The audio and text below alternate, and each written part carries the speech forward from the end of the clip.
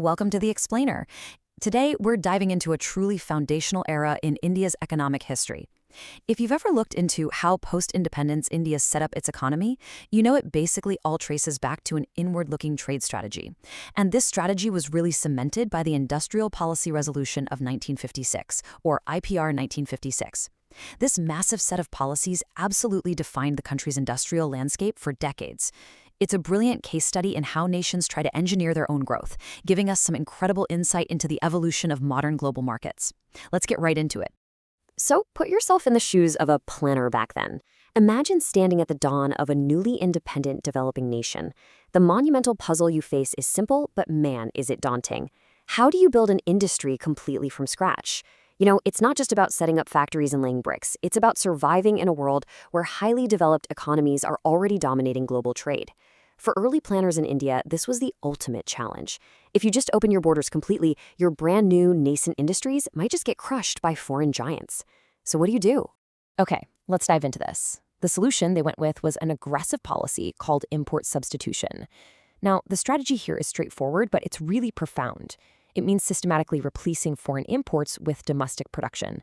So instead of relying on global supply chains to provide what your population needs, you look inward.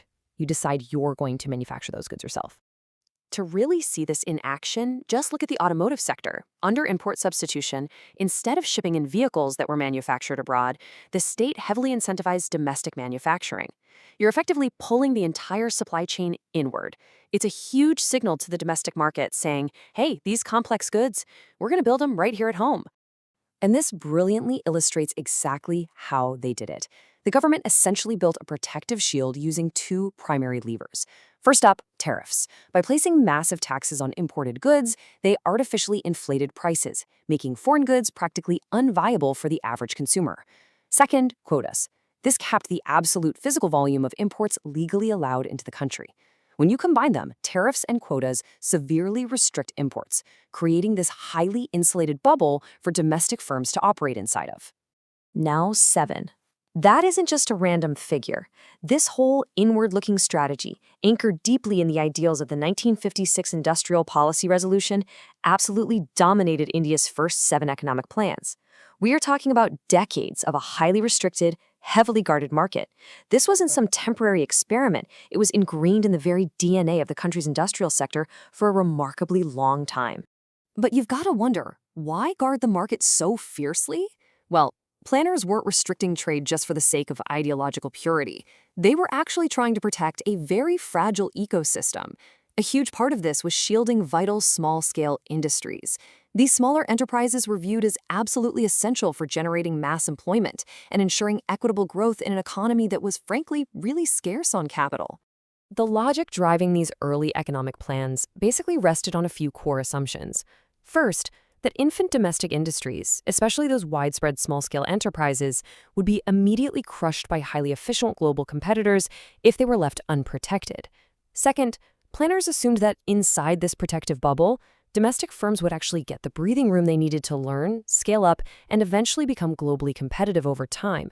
And finally, there was just this profound fear of draining the country's precious foreign exchange reserves on luxury consumer imports rather than on the essential, heavy machinery a developing nation desperately needed. So the crucial point is there was a massive blind spot here. When you're entirely focused on playing defense, substituting imports and aggressively guarding your reserves, you kind of forget to play offense. Because of this intense inward focus, promoting exports was almost entirely neglected. Literally, this total disregard for the outward-facing global market continued virtually unchallenged all the way until the mid-1980s. Which leaves us with a truly fascinating economic trade-off. Yes, strict protectionism definitely prevents foreign giants from overwhelming your infant industries right out of the gate. But if domestic firms, spanning from heavy manufacturing all the way down to those small-scale enterprises, never truly have to face a rival, do they ever actually become world-class?